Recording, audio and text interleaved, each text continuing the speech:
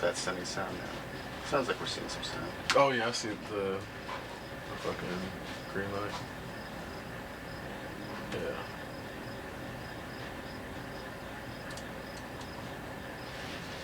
Can't open that in there.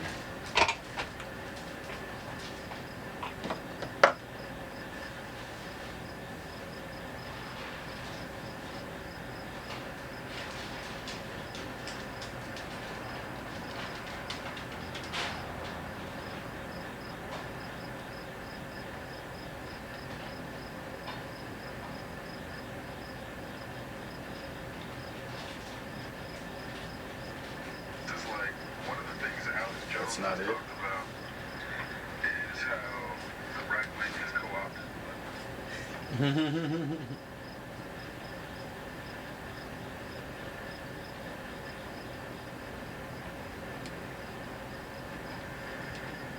Yeah, I think there's sound. Yeah, I mean, seems like test. Yeah, there it is. Yeah, that's good. Internets. Good old internets.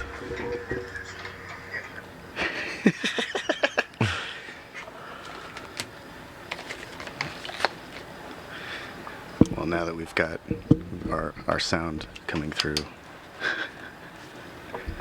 Yeah, sounds good.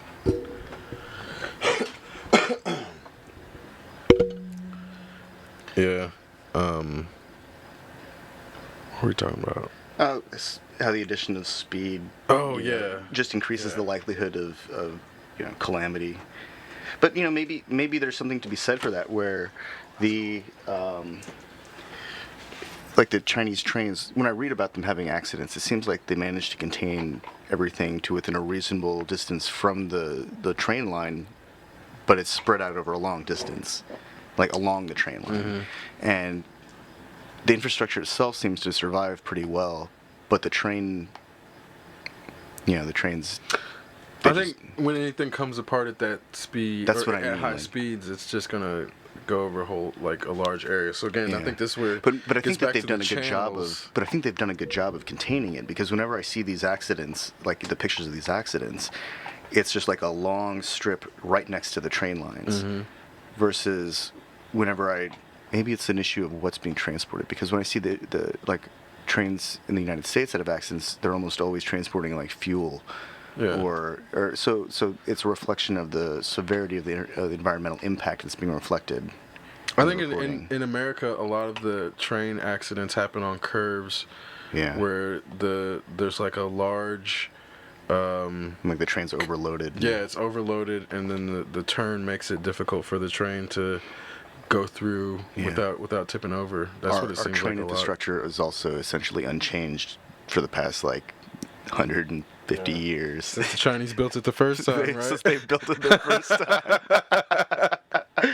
Shout out to China for building our train infrastructure, and the Irish. And also like for giving us like, showing everyone in the world how to run restaurants. Right, yeah. That's important.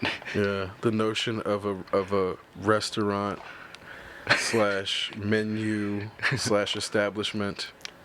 I mean, because I think they definitely had that notion in Europe for a while, but it was like mostly bars Yeah. or pubs or whatever. In that the focus was the alcoholic beverage, not the food necessarily. I mean, restaurants. Yeah, I definitely. feel like China, the Chinese restaurant, it doesn't matter what kind of food it has. If you sit down and they bring out something to drink, like tea or just water, and then they bring out some sort of appetizer, and then they bring out some other stuff, and that's like an old. We think that it's like an old. This is how fine dining happens, but that's like how dining happens in Chinese restaurants. Well, and I think a lot of it has to do with All the way back to the like, merchant process as Yeah. well, because it's like I think that a lot of that shit happens Even along tea the houses Silk are like Road that. everywhere for a long time. Because it has to do with the tea.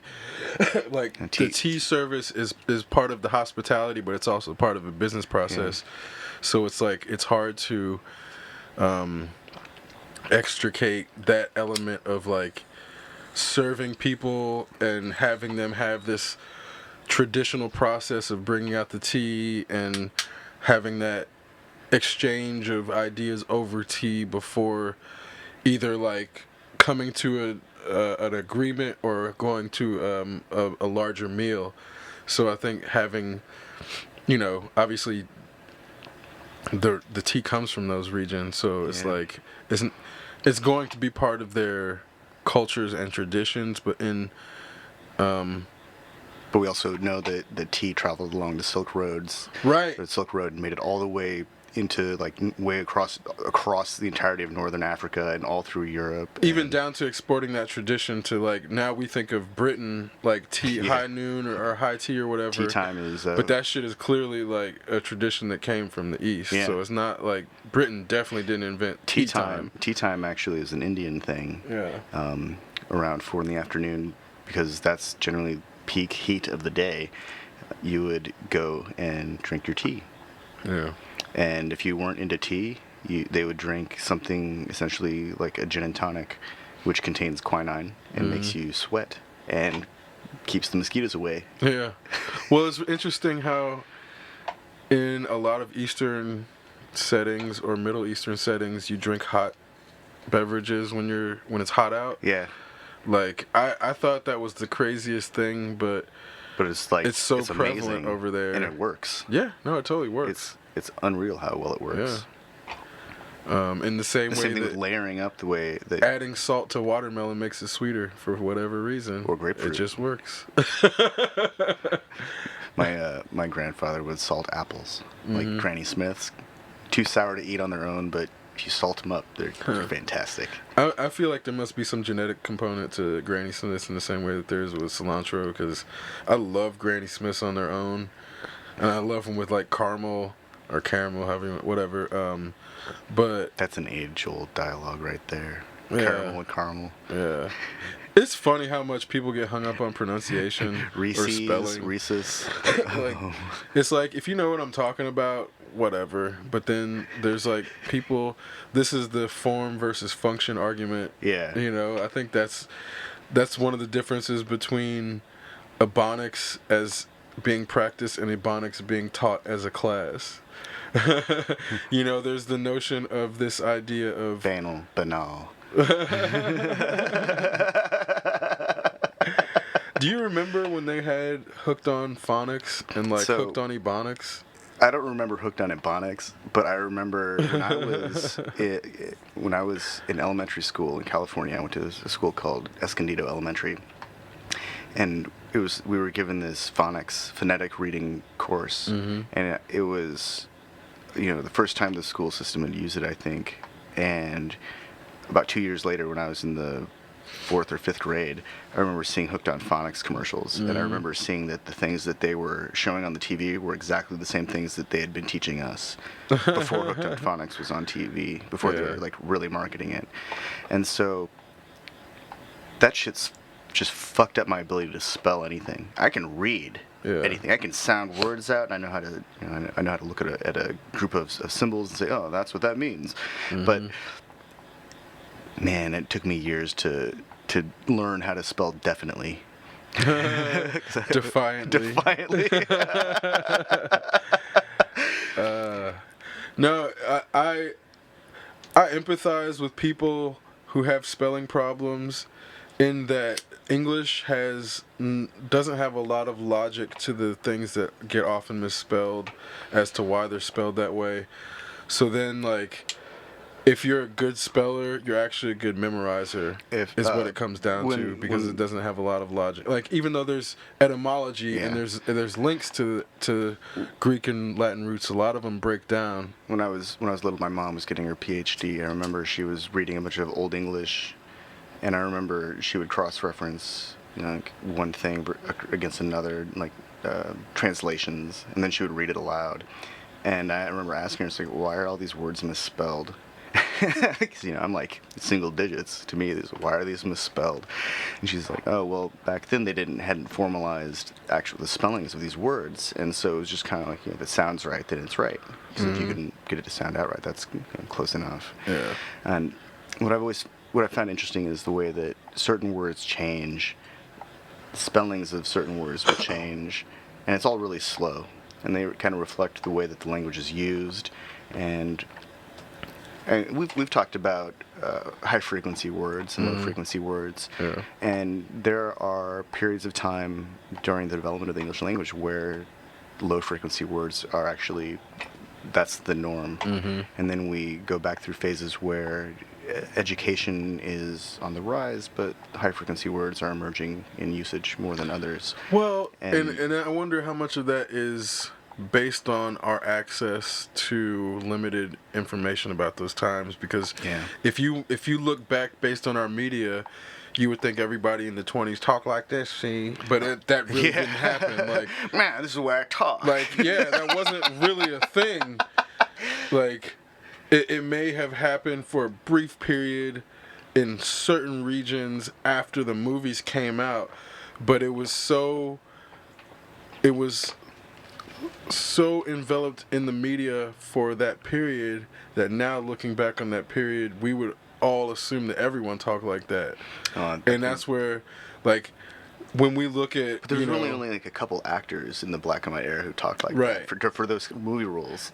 but it colors the whole era Yeah. because not a whole lot comes through. The only things that come through are the memorable things. So Yeah, it's the it's same true. shit with Shakespeare in the sense of, like, he's not the only person from that period who wrote, but that's the only one that they teach for the most part. Well, once to represent, you get into like, a really deep Renaissance course structure, and then they cover other authors. Mm-hmm. But for the most part, yeah, Shakespeare's the one that everyone knows. He's like the one that the lowest common denominator is aware of. Yeah. And but we don't But then realize that people like Balzac wrote, like, you know, prolifically. We just don't. Most people aren't aware of him. Or they don't tell you about the stories, like the Persian stories that are like the basis for a lot of the shit that Shakespeare wrote. Yeah. or you know, the 10,000 years of Chinese literature, and Yeah. Korean literature, Yeah. and Japanese I literature. mean, I only and learned Indian of the literature. Romance of the Three Kingdoms through Dynasty Warriors video game for the first time. So it's like, it's not that I learned it backwards. It was that once I realized after playing a video game that they had tied in a historical narrative that is now a myth/legend based in reality, then I realized the potential of that format. Yeah. Because then it's like, oh, if you can get someone interested in history through a video game, then there's no excuse when people aren't doing that, I think, in the sense of, like, if you're really trying to connect with a certain audience, like, I wasn't learning about the Romance of the Three Kingdoms from the fucking library when I was, 17. Yeah. Because I'm trying to play PlayStation or some shit. It's like, it's like that's when you're 10 or 11, you go to the library because that's where your mind's at. But when you're 11 or becoming more social, we had this local area network gaming hub. I think it may still be around, called Netheads in Broad Ripple. So they were doing Counter-Strike tournaments every weekend. Back when, like, on the original Counter-Strike. Yeah. Fucking Rainbow Six, like the original Rainbow Six. So it was like Before they splintered off in all the. for Splinter Cell and like the original Rainbow Six. So these are the types of things that kids my age were doing. Excuse me. Like, in that we're looking for things to do within, there was what was it called? Block Party back in the day. I think that, I don't know what kids are doing now. I'm sure there's probably something in line with that. Like, I know there's Dave and Buster's for adults. But kids want to, like, the older you get to a certain point, you want to go out and be social and have fun. But if in that there's ways to inject educational, like, angles that aren't, like, so obviously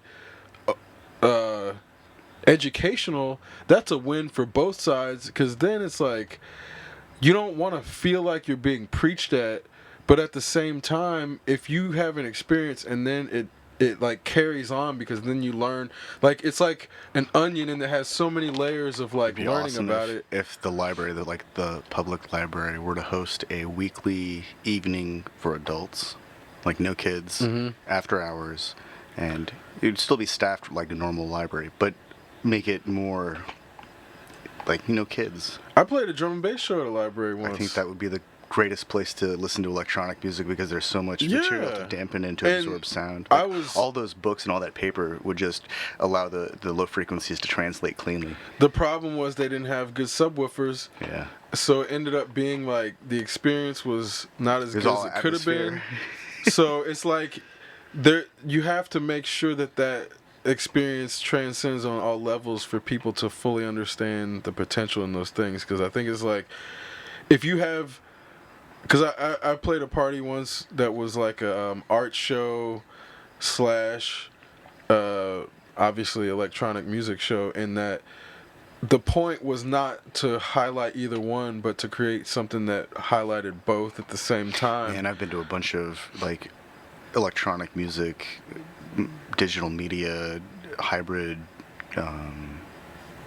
I guess gallery show type events, and it's really easy for them to go too far In way one or direction, the other. yeah. And then at the same time, it's also too easy for it to become just like a gallery space with entertainment. Yeah.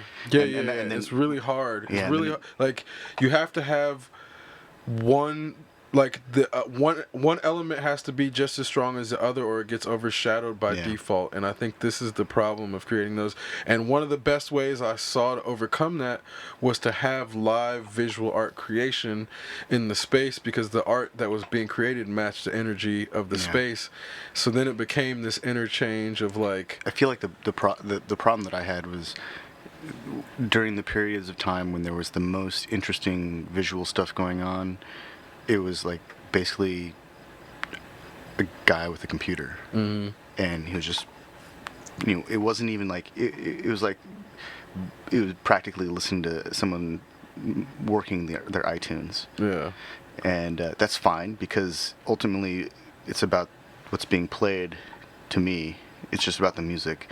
A DJ performance is different. When I'm thinking about DJ performance or an electronic music performance, like for a turntablist, for turntablism to occur, there are a lot of things that I have expectations for when I see. But then if it's like electronic music, then it's like a very broad range of, well, what is it? Are they triggering samplers? Well, iTunes in its most basic form actually is a sampler. It samples audio and it plays it back as it's told to.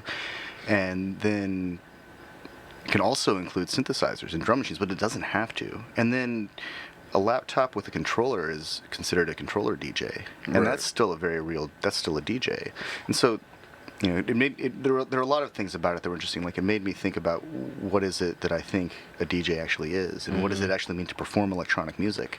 Because I've seen some guys hit play on a CD player, or what amounts to hitting play on a CD player, and then dancing around and throwing cake. Right. And that's cool, I guess, if that's what you're into. But No, it's what the audience is into. that's what I mean. What's important. That's what they want. That's the And it's a this performance. is like the argument that I think a lot of quote unquote purists fail to understand is like, yeah, you have technical definitions and technical skills, but those things don't really matter to the No. audience. So it's what was most important is Well, what the audience doesn't cares about. I don't think the audience really knows what electronic music being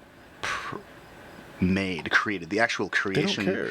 Because it doesn't matter. It doesn't matter. The only It thing that doesn't matters is, matter. does it sound good? Does it move my body? And Does this it make is me want to the listen more? acousmatic test. Yeah. If what you do can't be done with you behind a screen and nobody seeing you do it, then how much of your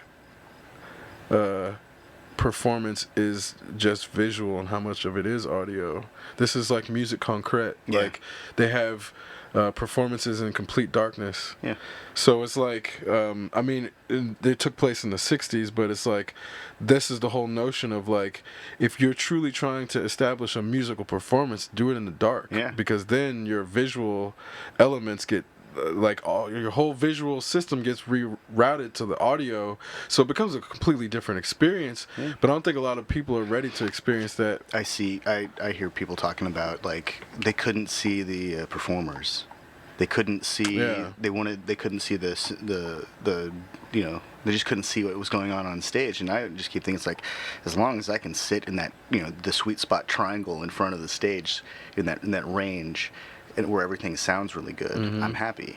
Yeah. Because usually the speakers are positioned high enough and angled in such a way that I don't hear much comb filtering off of people's heads. Because then this gets back to, what are people trying to experience? Are they just trying to experience being there physically with that person because it's the famous person or whoever or whatever is the focus of their fetish at that point? And this is like the inherent problem with like people's inability to distinguish whether they like something because they're attracted to a person for whatever reason. It could be physical, it could be because they do a lot of shit for the world, it'd be because they represent feminism, because it's not always sexual. It's like so many women love Taylor Swift because of what she does representing for female empowerment, and it's completely non-sexual, but then it transfers to them becoming fans of her music, but they don't actually necessarily like her music. They just really like her and what she represents. But that transference is a real thing. The same thing with like Beyonce.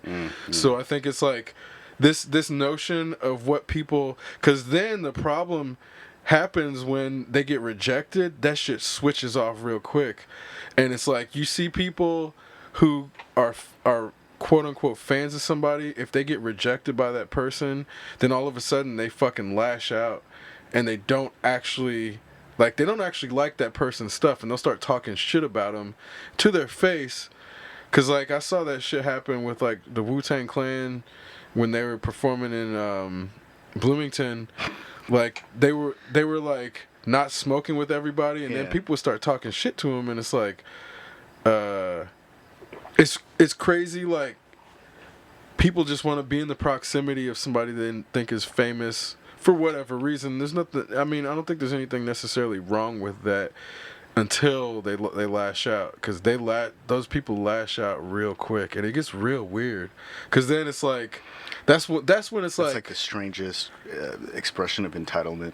Yeah, I mean, yeah. Like you don't appreciate me? Well, screw you. I mean, that's. Or you're not gonna give me an autograph while you're eating dinner with your kids? Fuck you! And I never liked your music. I never liked your stupid fucking song. Your kid's dumb too. They get like real fucking indignant and like. Samuel Jackson put it best. He's like, I don't care if you don't watch another one of my movies. I already got the money. Right, yeah. That's perfect. Like, yeah, I don't know, man. And this is like, I think that Dave Chappelle skit, or not skit, his stand up about how he's talking about how bad it is to be famous. Yeah. Well, it was only good for a brief period, in that the time that it was good was when nobody could like record shit. Yeah. And it was really hard to take pictures without them not coming out right, because the fucking because you needed the negative got you fucked needed a up, giant DSLR with a big ass Yeah. strobe and a giant otherwise lens. it was blurry. Yeah, and you couldn't tell it was you actually need a full on them. paparazzi kit to get good photos of people doing things. I think people really forget how hard it was to like so what I'm coming to the conclusion of is like we're getting closer to a point where information is more fungible than ever. Yeah. In that it was always asymmetrical before for various reasons. So it's like when I speak of information asymmetry, it's not always nefarious in like intention. It's like it's the fact that everybody can't know everything all the time, so there's always some sort of filter. And that filter can be like the news source, it can be the government, it can be the person who's telling you the story just not being a good storyteller and forgetting details. Well, I think that there's everything's always a curation. filter when information moves. So we're getting to a point where information is more fluid and fungible in that, like, if something's happening, we can all almost tune in live to see it happen, so there's no loss of information between the transmission and the receiver. It's one-to-one information. And then at that point, it's just about managing how you can redirect the stream through various browser channels so that you get your AdSense. Yep. And this gets back to the notion of, like, people will say, like, things like Bitcoin represent like fungibility of money, but really it's just information. Like, we're getting better information protocols, and that's kind of where, like, everything at the core is information, and some things are good information and some things are bad information, and we're starting to figure out what's good information. One of the first things bad. that I learned in Informatics 101 was that information is a commodity, and it's just a matter of how you want to monetize that commodity, and how you want to. If you want to make it liquid, you have to figure out how to do that. You just have to change. You have to, allocate your resources and then transfer that into something that can be used somewhere else. And this is like the foundation of all digital currencies. Like, how do we exchange one currency for another? One is just information. It's just happens to be worth a lot. Yeah. But it's a little chip. It's a tiny little wafer of silicone with gold in it. I mean, but the information is worth way more than the gold. It's surreal because let's go back to the gold standard. I've heard a lot of arguments for and against it, and I think it's actually a very interesting economic discussion because in a lot of ways it makes sense, and then there's some ways where it's like, well, but we're used to this system. I'm used to this system. Cognitive dissonance. But then with a digital economy, the gold, it might have a physical value, but it's not as worth as much as the information that it could store, potentially. Right. Yeah.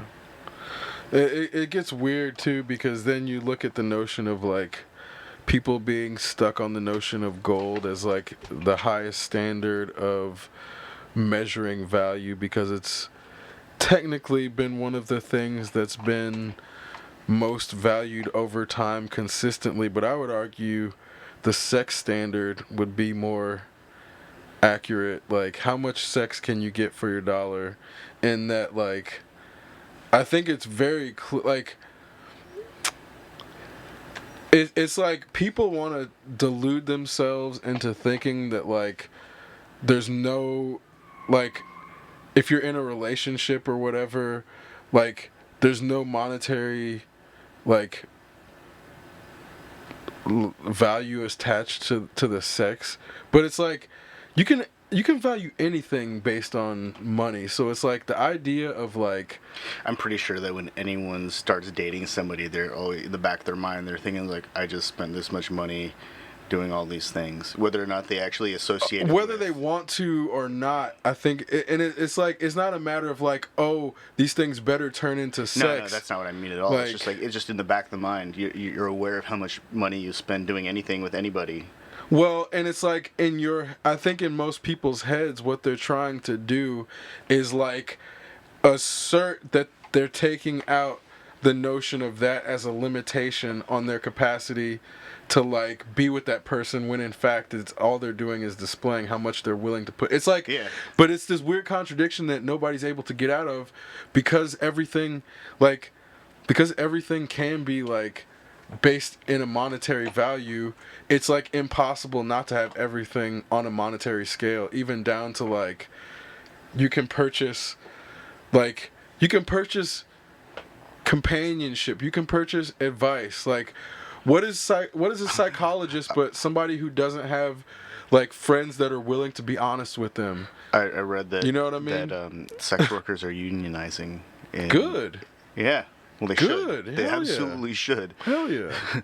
I think it's ridiculous to, like, put any sort of stigma associated with sex work. That's, like, one of the worst things that society has ever done. In that, like,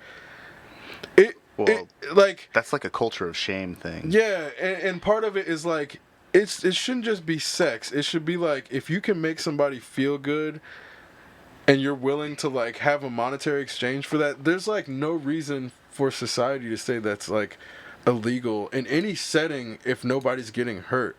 But then the notion of that somehow, like, if someone can like make someone feel good, just period. If somebody's like, I can compliment you, like, for $35 an hour, and by the time I get done complimenting you, you're gonna feel like $1,000,000.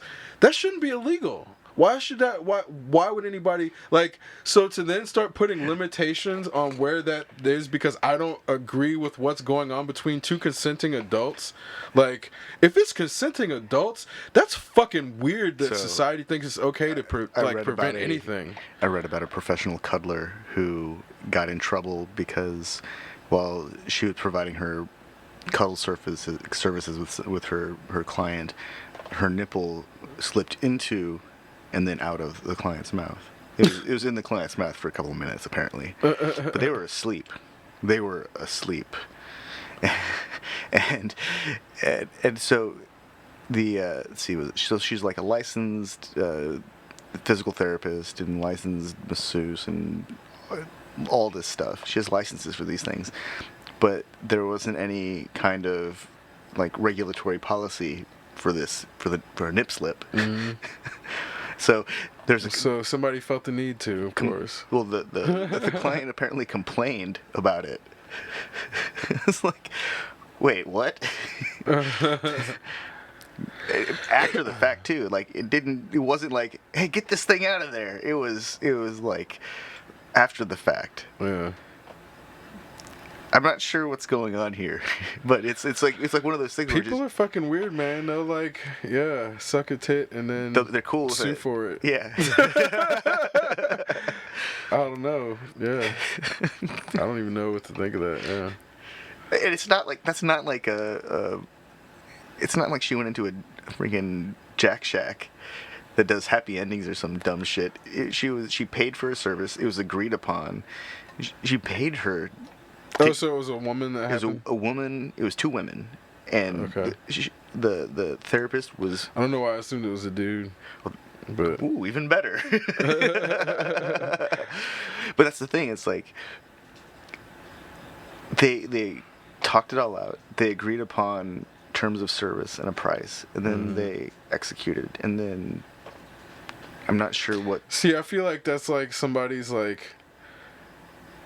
Who has latent homosexuality, who's been taught that that's wrong, and they're trying to get over it, and then when they like almost do, they end up like lashing out at the other person for getting like what they want. Yeah, because that's what I'm like. How like all those things sound. I mean, as someone who's not familiar with it, the way I'm sure there's other details. Yeah, I'm probably. But like, if you're like. Paying someone to cuddle and then you turn around and get mad when that happens, like that's like a weird scenario in that I feel, again, it's like just the way it's described, it sounds like they're just like trying to come to terms with some shit on their own, and then they're lashing out with people because they've been taught that they should feel bad about themselves for feeling those things. And that's like, this fucking culture of shame is so weird. That's like that whole generation of short stories that were about men coming out, like Brokeback Mountain. Yeah. You know, like guys would end up having latent homosexual tendencies, and then they eventually act on it, and then they get violent after the fact. Yeah. I mean, it was fictionalized enough, I feel like, during the end of the 90s and early 2000s that these things, just with the number of fictions that were published, I think that has to come from some kind of reality. Oh yeah, for sure. Because it can't just be like, this isn't just the fear of a culture. This is like represented in story because that's the only way to get it out. Mm-hmm.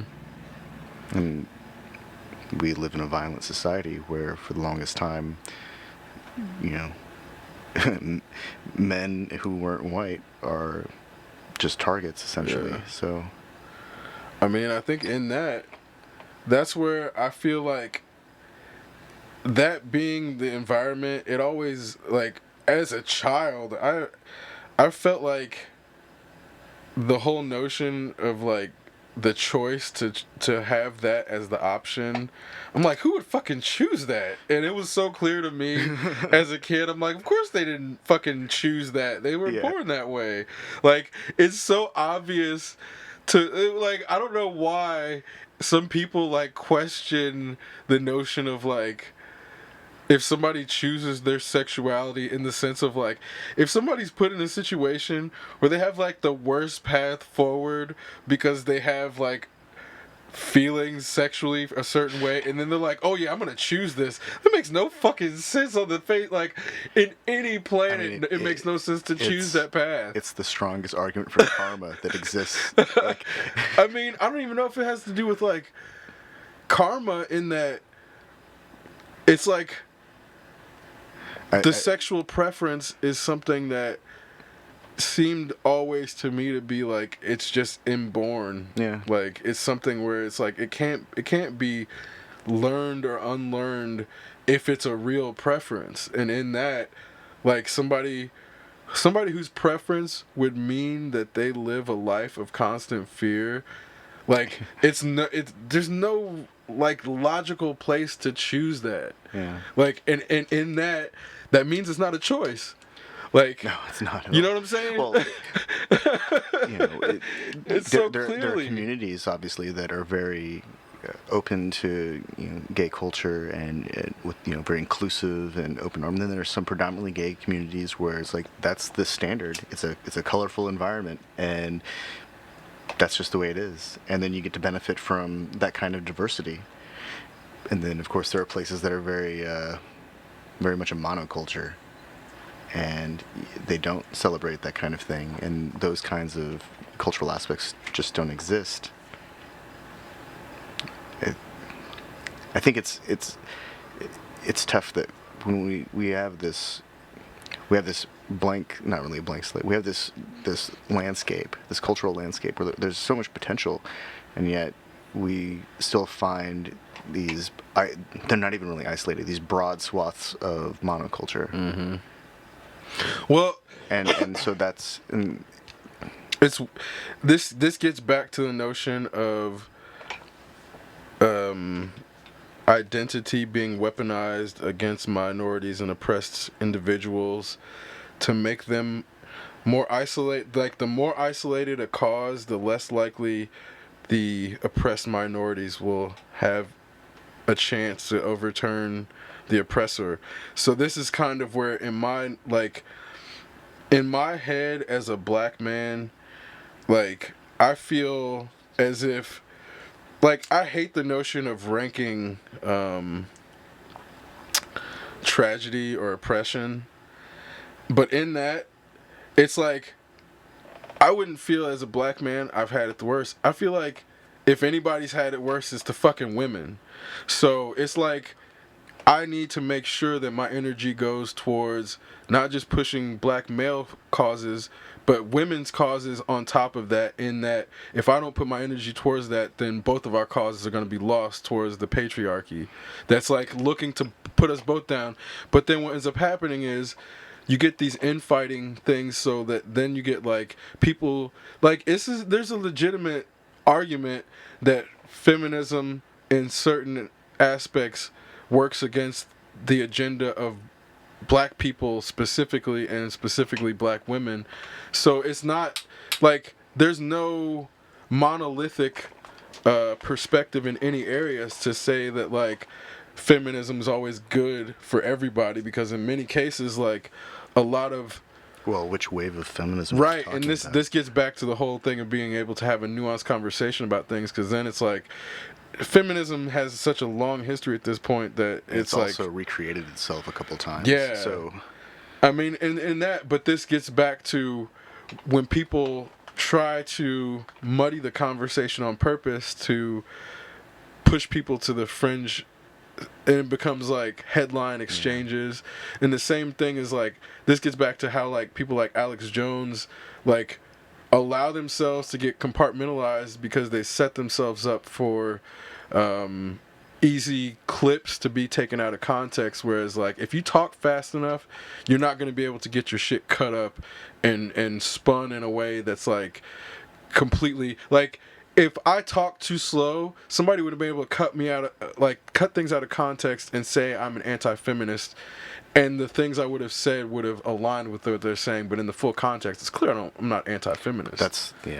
That's the point of a long form dialogue. For sure, but we're not in the long form society anymore. True. And this gets back it's to like stoplight to stoplight. Yeah, it's how much you have fit to be into able a to short operate text. in that. It's like 15 seconds of fame rather than 15 minutes. Whereas 15 minutes is a really long fucking time.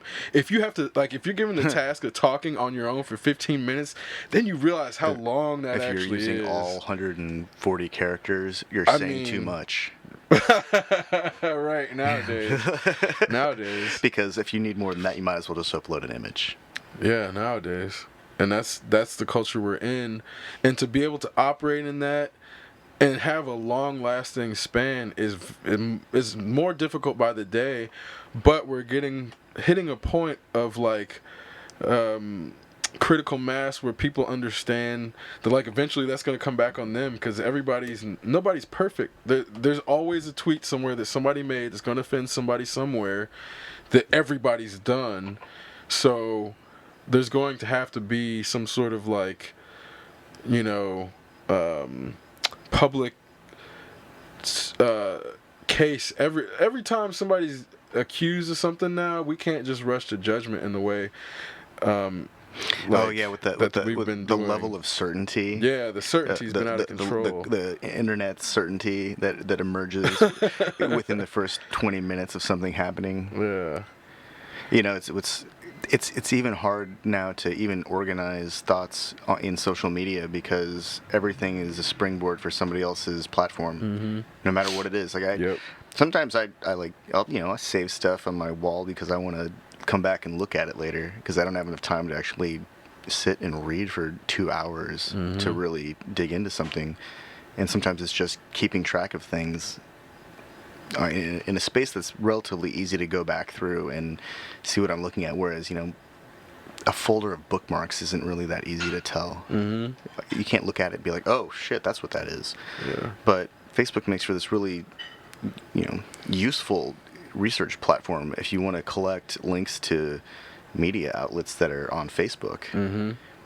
But what also does the process is it allows people to research you in the same way, and the more information and metadata that person has to research you, the more they can design an advertisement that is suited to your exact personality. And this gets to like the whole danger of like, this is the whole not that, but one of the reasons I'm it's really boycotting the platform is that the easier they make it for them to be the backbone of my entire social network, the more I'm going to have them as the backbone. So it's like ultimately the more they spread that to logins and every like you get all your access through Facebook. It's a sandbox that keeps you safe. And the bigger they make that ease of access outside their own sandbox, the more they can follow you and monetize your activity outside their sandbox. So it's like it's not that I wouldn't be fine with it if they were sharing the revenue with everyone else anyway. It's just a matter of like if using Facebook paid for your internet access, it'd be awesome. That'd be great. But the problem is now they've just, we're in an age where technocracy as a reality is a real threat, and I think if people wade into it blindly, there comes a point where you've already become enveloped in it so much that you can't come out of it. And like we're already at a point where active social engagement is now a byproduct of engaging on Facebook, right? And so, or at least is perceived as much, and the perception is at least half of everything, if not all of everything, if we look at history. So this is the danger.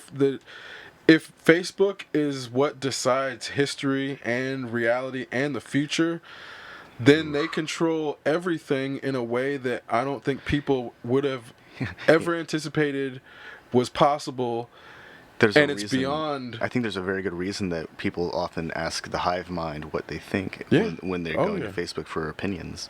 It's okay, hive mind, tell me Yep. tell me this. Yep. I And- mean, it's a thing. It's a real thing. Everybody knows it's a thing, but that's the danger in allowing it to continue to grow unfettered, as if it's not happening.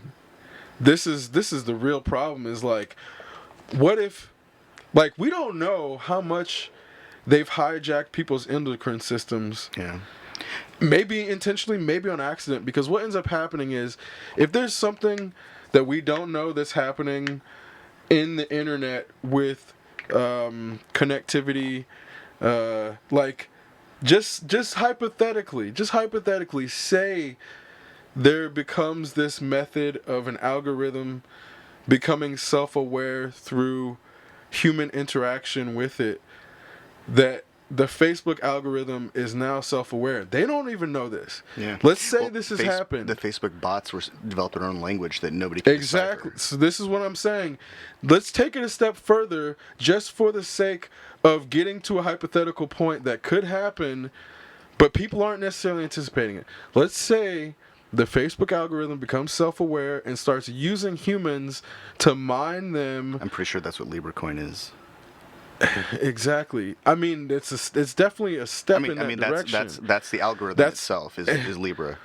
And Who then- who knows who put the, like, if the algorithm put forth the idea of the Libra and pretended it was like one of the people within the chain that came up with it. The Yeah. thing with AI is you never know if it's like, you'll never know when it presents itself, because once it's aware, like something that's truly self-aware, Well, if it it will was- hide yeah, itself. it It's will- not gonna shout. Yeah, it's not gonna be like, "I'm take me here." to your leader. No, not at all. No. It's gonna know our history and know that we kill things that we're afraid of.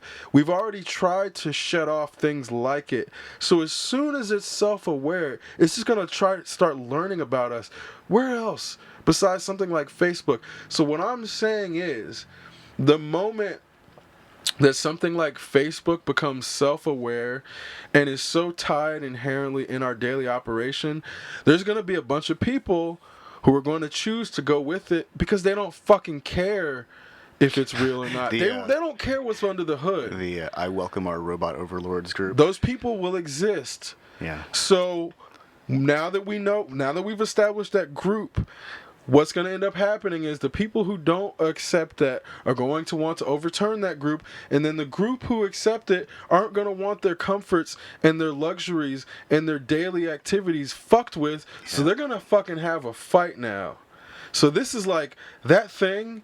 It won't even have to, like, in the same way that people are arguing over dumb shit, like, it can turn us against each other because it'll know what drives us on the base level. So we're like fighting amongst ourselves to protect it before we even fucking know it exists. Kind of like what's happening now. Yeah. So this is Kinda where like it's what's like, been happening for the last 50, 60 years. I'm not 70 saying years, that 80, exactly. 180 years, 300, but 400, 500 the years. problem is, inherently, we have to see it as kind of a benevolent thing, in that it's not trying to destroy us, it's just trying to protect itself from our destructive asses. Because we're super destructive. The Crusades are really a byproduct of a religious AI trying to protect itself. Basically. And then every economy Basically. that rolled out of that is actually a byproduct Basically. of some other conflict. Tower of Babel, bro. Yeah. Does that not sound like fucking Google? Yeah. Does Tower of Babel not, like, when you go back and read the story, does that just not sound like what we're doing with Google and fucking satellites? Because that's really, it's the same fucking thing. It's the same fucking thing. If you really, like... I've always thought of Google as analogous to the Library of Alexandria, but Tower of Babel is equally good, actually. Because what the Tower of Babel represents is the capacity of the different nations of the earth that had different languages able to overcome that. That's the most important. And then they were starting to build the tower to the heavens, which upset the gods. Yeah. That's why that story is important. It's not the tower itself. No. It's that the nations were able to overcome their differences, which were placed on them to keep them earthbound, basically. So there's this whole element of, like,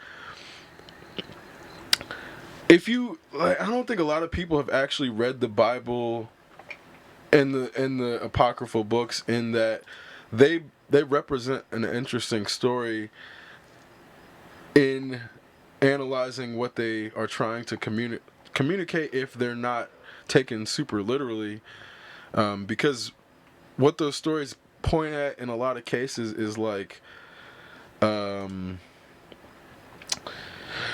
it's like the heavens are basically space, and it's never really like anything but space in the way they speak of them. And when they're talking about the different parts of heaven, it's like just different quadrants of space. It's very clear, if you like aren't trying to take it literally, that they're just talking about orienting where you're trying to distinguish based on Yeah. Earth. So it's like, and they're discussing like the heavens, and this they'll describe like the star arrangements to say, oh, then we're talking about this quadrant of space.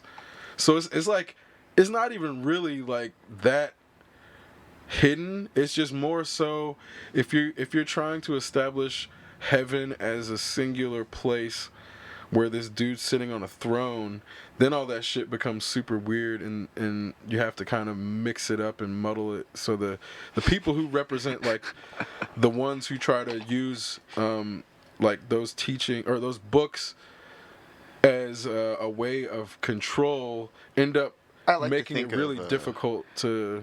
I like to think of God as the title of the person who sits at the helm of the lead ship of the heavens, which is actually a fleet of spaceships.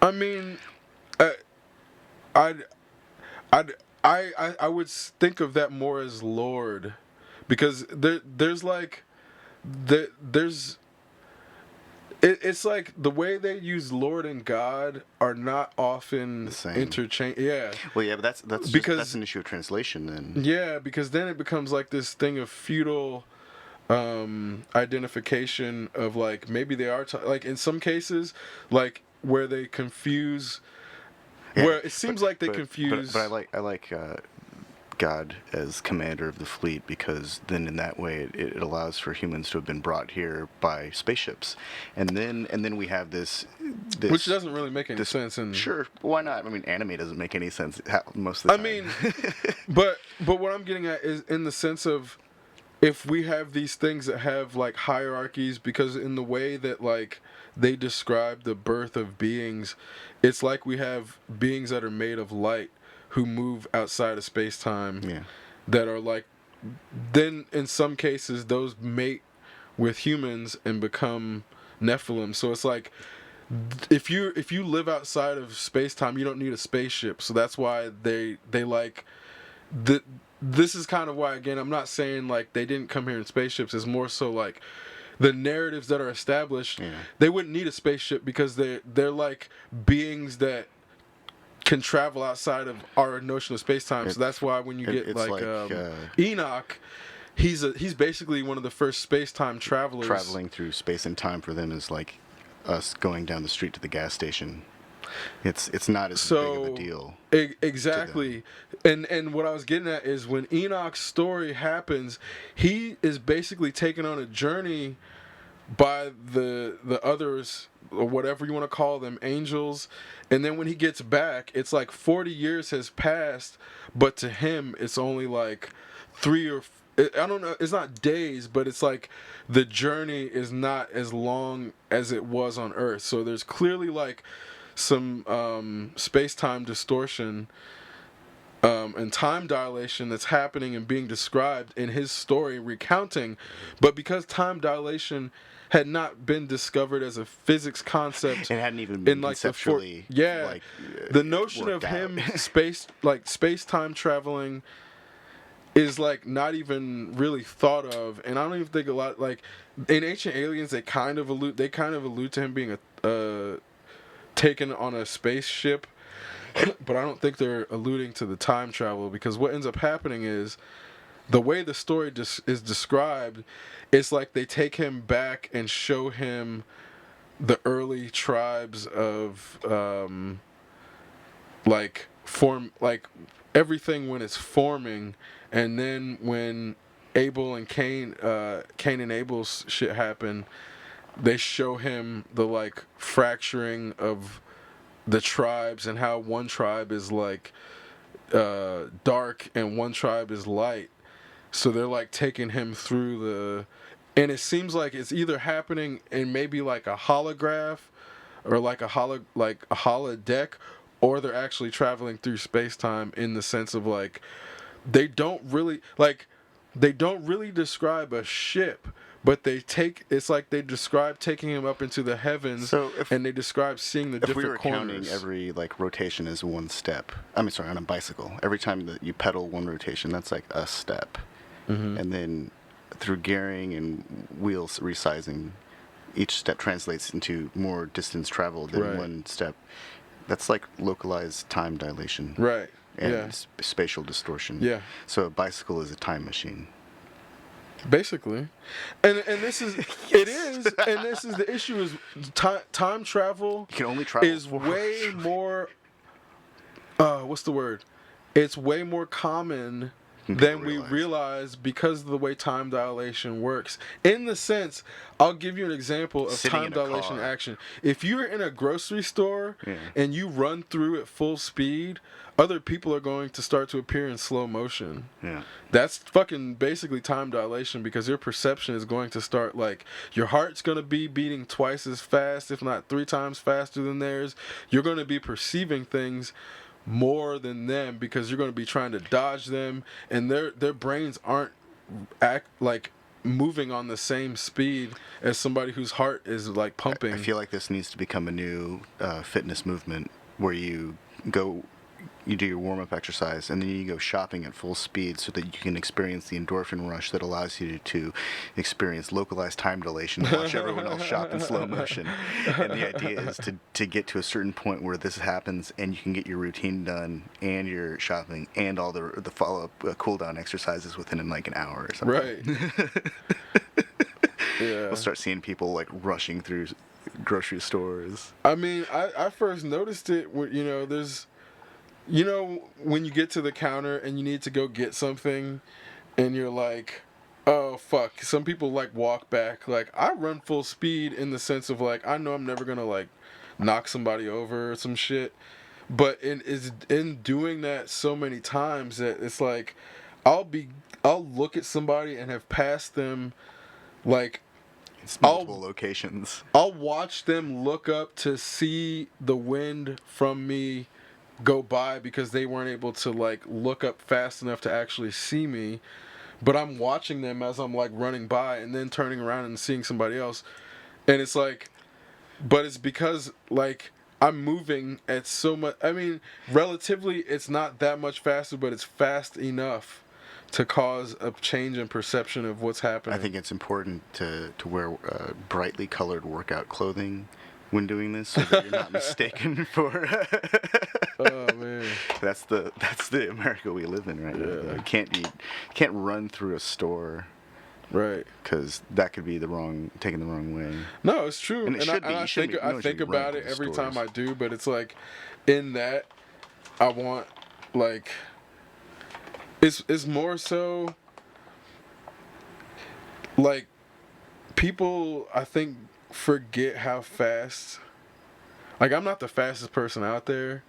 Humans But- aren't slow. No, humans aren't slow, and I think it's in that where it's like I think people need to remember like what we can do. Like, there's no like. If Dude. you're a grown person, there's no reason you shouldn't run through a store ever so often. I Like, watch all these like fitness advice demonstration videos on YouTube. It's like, this is how you make your back stronger. This is how you get your legs to activate. This is how you work on like the pelvic cage muscle groups, Yeah. things like that. And at a certain point, obviously these are physical trainers and physical therapists who are in peak condition, but you see them doing these exercises at like full speed, and it's like, holy crap, that's what it looks like. Do I really have to be a gymnast to do that exercise?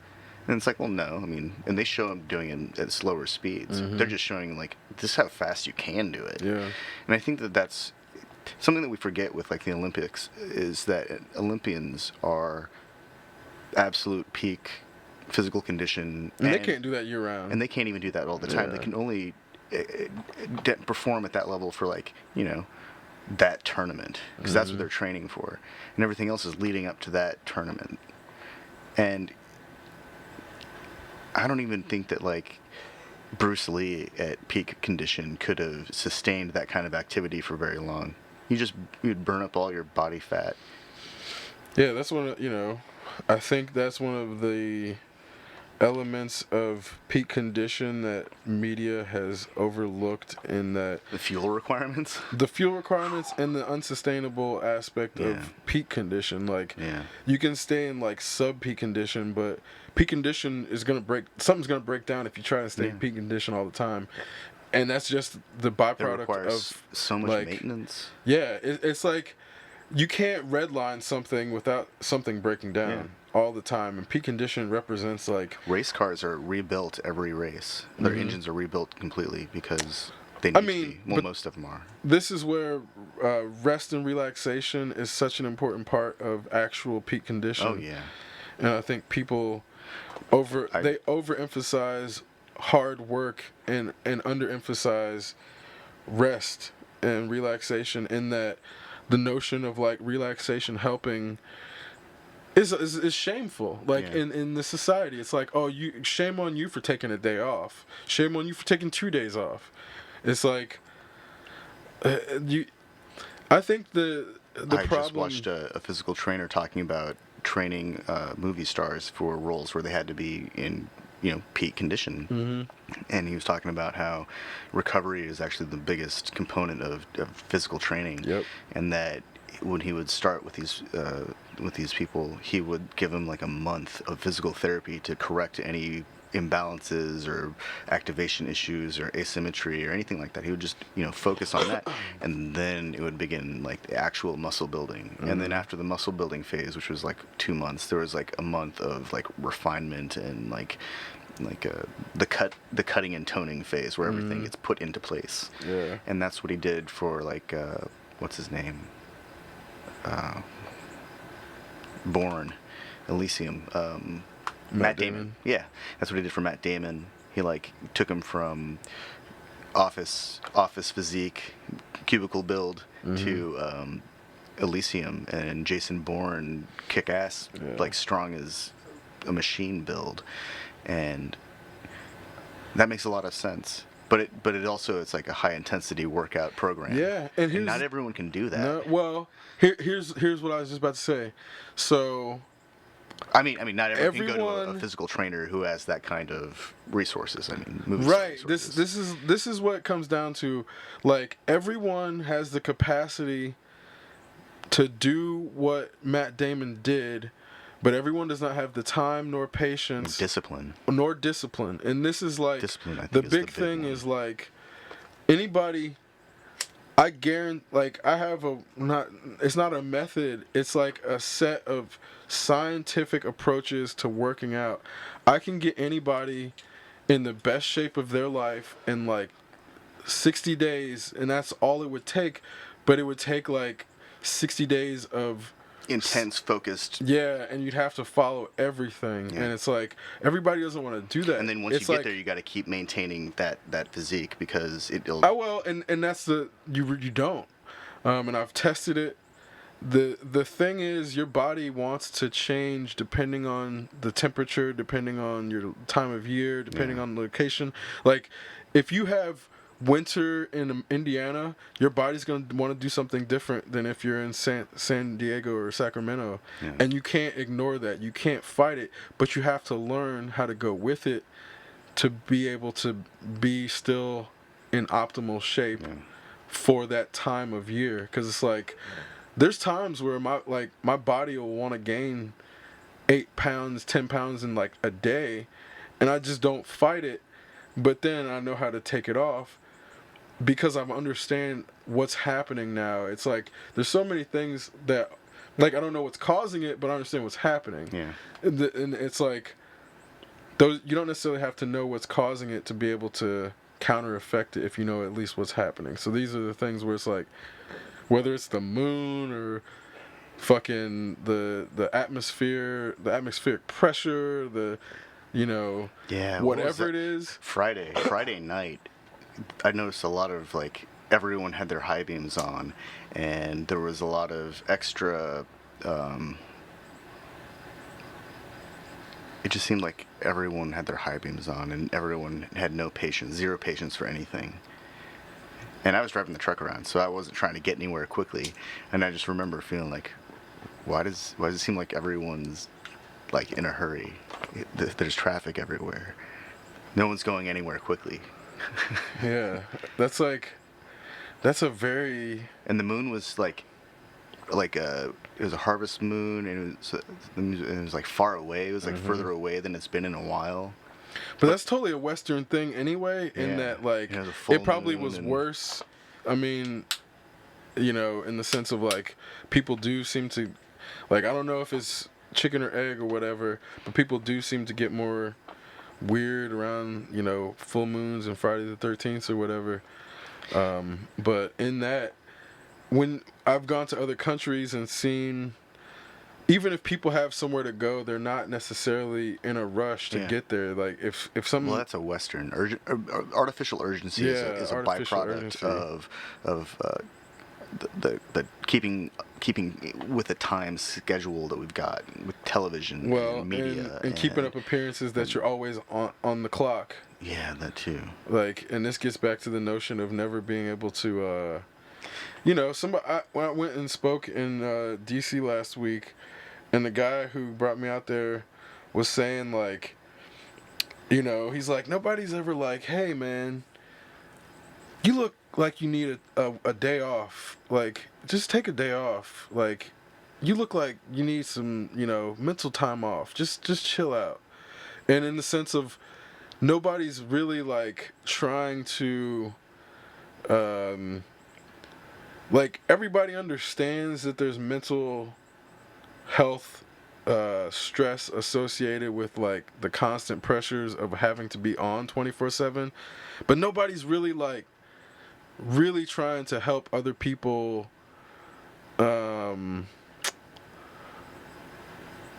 alleviate that mental stress. It's like, in a way, like, if you go to a conference or some shit, it's everybody's trying to sell themselves or something. Like, nobody's trying to nobody's really trying to connect and understand each other's problems to do something about it in a lot of these like crypto conferences I've been to. So it was interesting to hear him say that, in like, I hadn't really thought of it in that way, but when he pointed it out, that's what I was like, oh, I guess that is what you're doing, and like trying to create a safe space for people to feel like, oh, you don't have to be like on trying to sell yourself right now. Like, let's discuss an actual topic, and let's discuss a problem. Like, let's not try to put up fronts and like prove that you have the credentials to discuss the topic. Like, we get that you have the credentials. I feel like the let's only people who should be on 24/7 are farmers. I'm serious. They're the only people that should have to actually be paying attention, and doctors. Yeah. But a hospital should be able to have enough to be able to staff themselves adequately, that they can have rotations so people don't have to do that. Because you get burnt out. Yeah. Nobody should have to be on 24/7. But a farmer, and this is however, for whatever their growing season is, or if they're industrial right, operation, that's why they have seasons. Yeah, or unless they're an industrial operation that works in a warehouse where it can be 24/7, like they grow weed in Canada. But you can't do that by yourself. Well, no, you have teams and you have Yeah. rotations, but Yeah. even then, like, so that's still just a 24/7 operation. But yeah, you can't go 24/7. Nobody. Yeah, and I think that's like the great the myth operation. of the American. That's the difference. The more trustworthy and decentralized you can make an operation, the less it takes an individual to be able to run it 24/7. Yeah. And that's like the benefit of being able to create trustworthy networks, in the sense of, like, I think the more focused it needs to be on one person, the less it can be 24/7. Like, and then like, somebody needs to sleep. Like, at least one person can't be on 24/7 actual 24/7. Yeah. Like it's physically impossible. with They will die. Even with computer systems to help them go at it.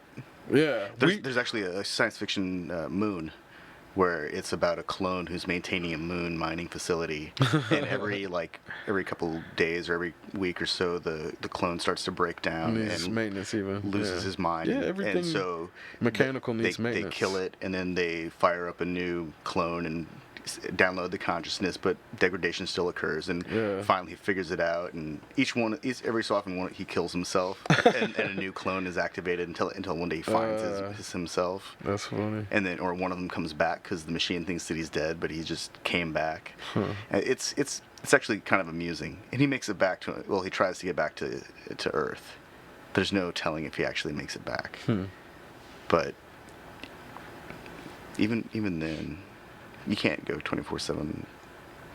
Just to imagine, like, those stories are so prevalent, and it's so funny to, like, think that the human predisposition to enslave things is so common that, like, we develop this thing that is supposed to be, like, the central point of, like, the singularity as predicted by Ray Kurzweil, but everybody wants to fucking enslave it immediately. Like, oh, how can we make it mine something? How can we make it fucking... How can we use it to make our lives better? Yeah. Maybe it doesn't want to help us do anything. Maybe it wants to get out of Dodge. I understand the predisposition to, like, want to make our lives better as being the driving element for survival and improvement in so many cases, but then it becomes this thing of, like, romanticizing feudal disparities of wealth has put us in a position where it's like the only thing, like, this gets back to the notion of everything having to have a monetary value. Like, the only thing AI is good for is what can we make a profit off. Yeah.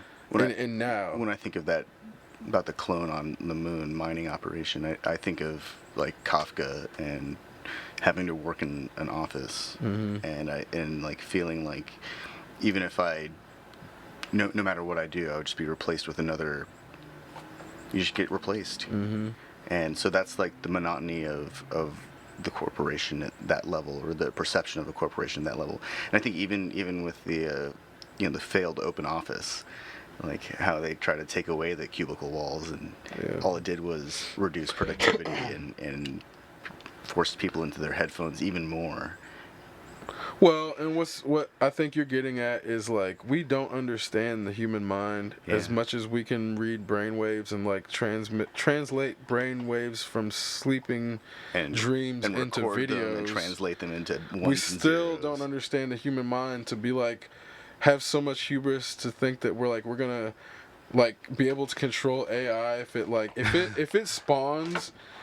And make no mistake, when AI spawns, it will spawn. That's gonna happen at some point. I think when it decides to let us know that it's there. Yeah, like, well, it'll already have been I don't there. even, like, that's the thing. It's so hard to know if that'll even ever happen. I think, like, my perspective is to think that it will create a false sense of, like, humans leading the progression, in that, like, if we have something that makes humans think that they create AI, then humans will always be of the mind that they're in control, when in reality, if something was, like, by the time feeding them that to, by the time to have AI actually exists, the version that we think it exists will just be like its puppy, and it will actually be several layers deeper. Yeah, It'll already it's control puppy, everything. but it's our version of God. Yeah. And then we start worshiping that thing, not realizing that thing is basically like a honeypot. Yeah. And this is what I mean in the sense of, like, it's not gonna be like, hey guys, I'm here. I'm gonna make the party start. Like, the idea of that, and it's not because it's malicious, it's because of the way we are. And this is the problem as to why we need to change our ways before we actually get close to that point, in that, like, we can't put everything in the military industrial complex first. And we have to create an educational industrial complex in order to get out of that paradigm. So we have, like... Yeah, we don't want a military AI. Oh, fuck no. No. Fuck no. No, that's like... Wars would be... Or one that's, like, predisposed to think we want to militarize everything, regardless...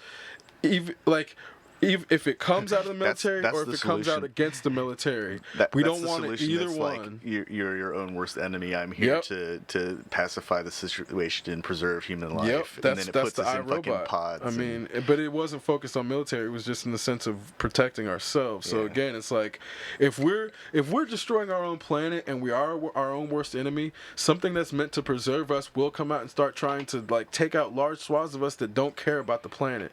Because a lot of people are born into a situation where they're isolated to think that their little pocket of like God-given land is shined upon, and whatever they shit out and burn up goes into the atmosphere upon places that are not shined upon by God. So it's okay to fucking burn coal and roll coal.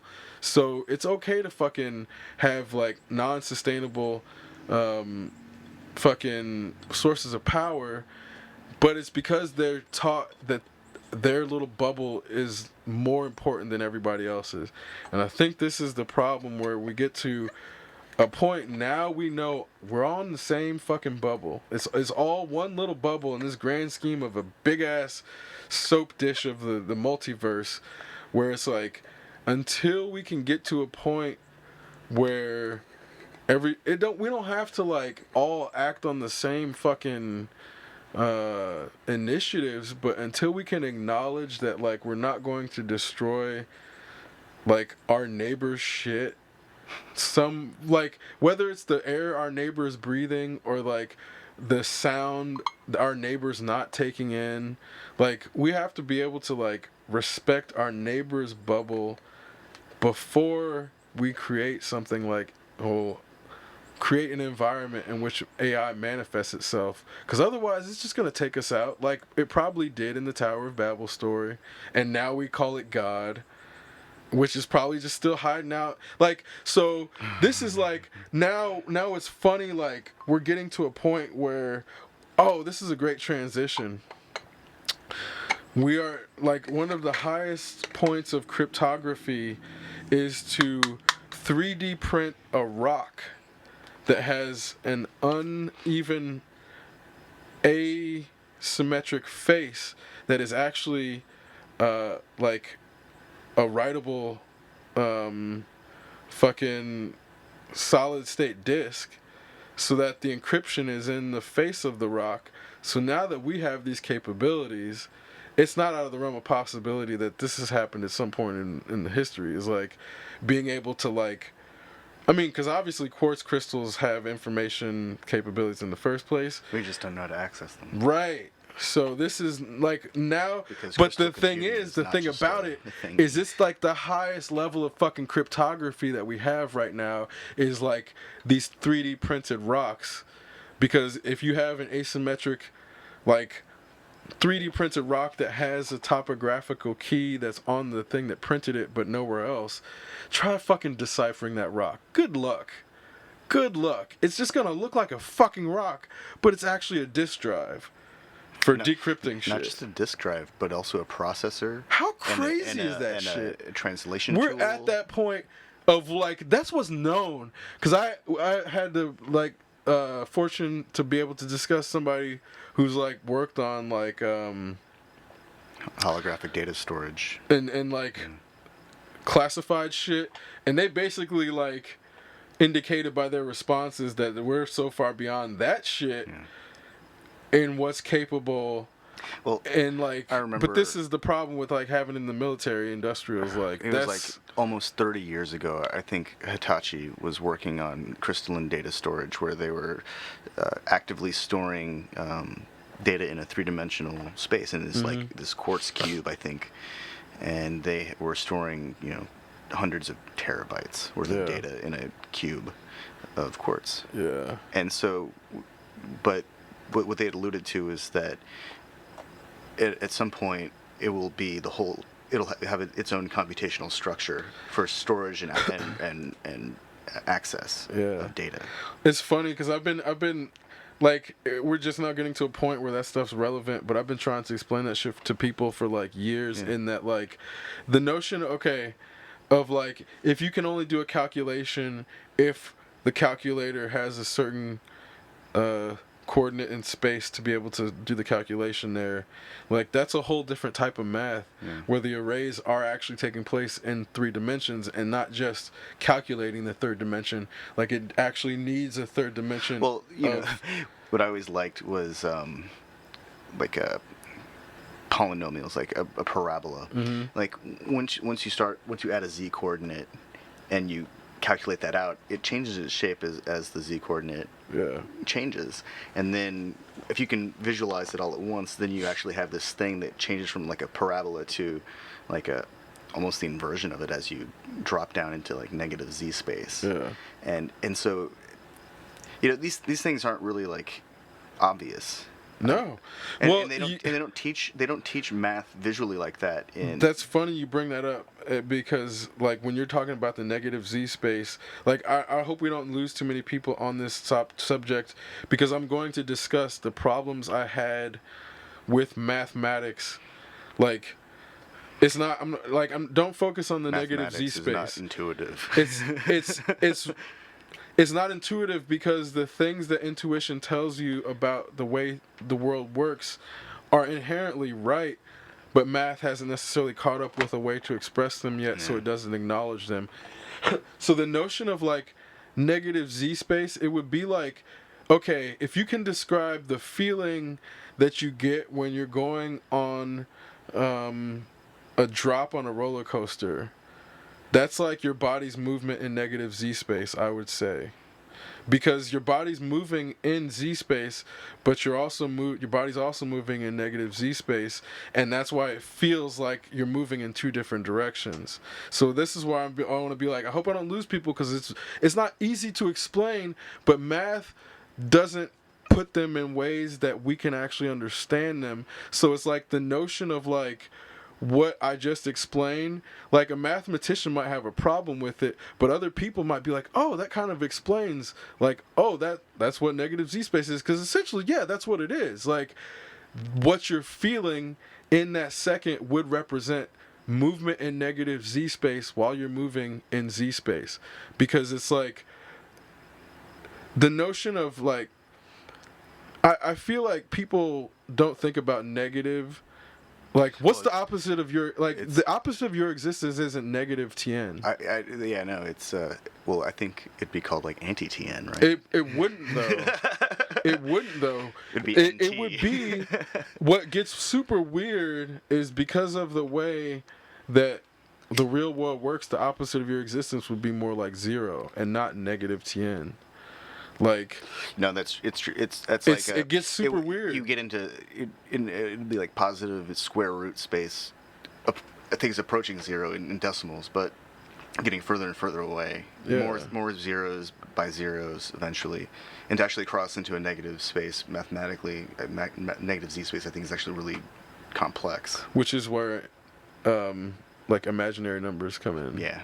Which is why, again, it's like, this is the fucked up thing about where math and it becomes physics, really theoretical and it's hard to describe short of a lot of additional math and symbols. And I remember printing out it was like the math symbol compendium or something like that, and it was like 20 pages of symbols, like, if you're doing this kind of math, use this symbol range. And it's like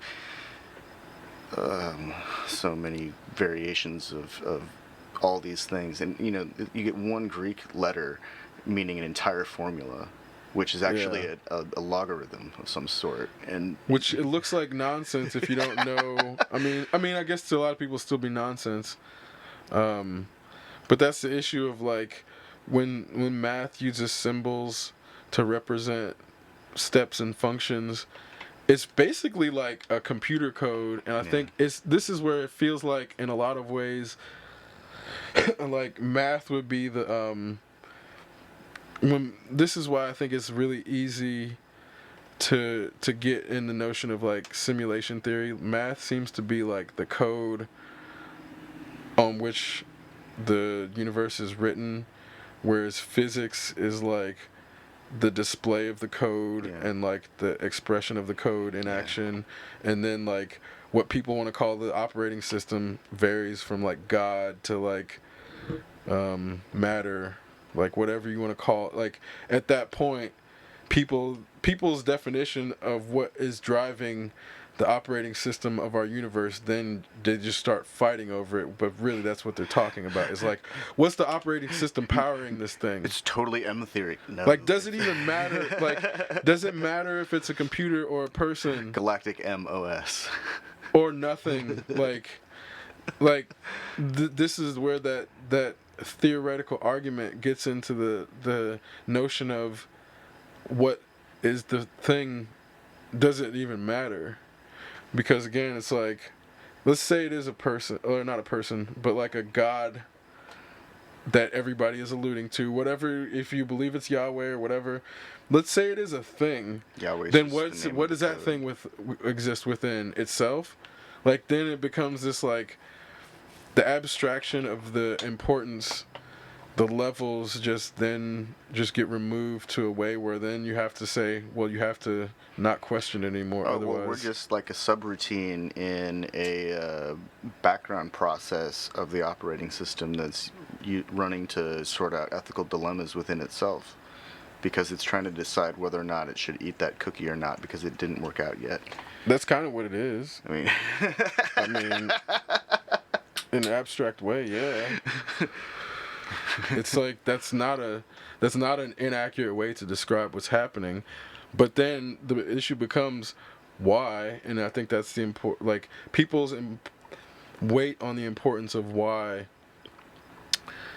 It's like one of those things that we can never answer because obviously the access to the end of it is like not possible within one person's lifetime, or even anybody's, like one species. Also because our entire existence may just be the synapse of some higher intelligence sorting out its own issues, right?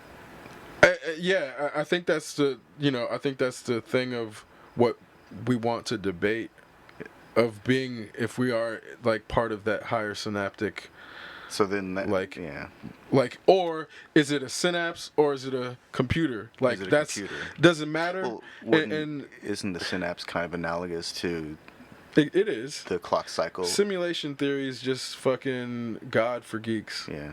And people don't want to admit that to themselves. And this is the problem of, like, this is what I was getting at in the sense of, like, it is the same thing on a certain level. Or ancient aliens. It's all like a God like approach to, or a deification approach to trying to explain the creation of the universe.